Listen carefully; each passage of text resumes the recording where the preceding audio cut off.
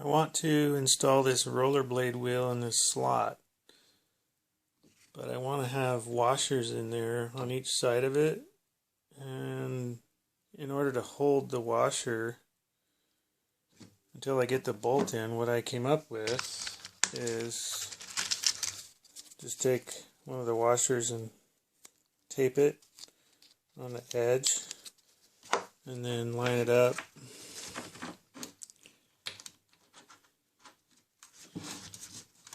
Kind of push the tape in temporarily, and then you can get the washer on this side because the bolt will hold it until you get it in, and then just carefully slide your wheel in.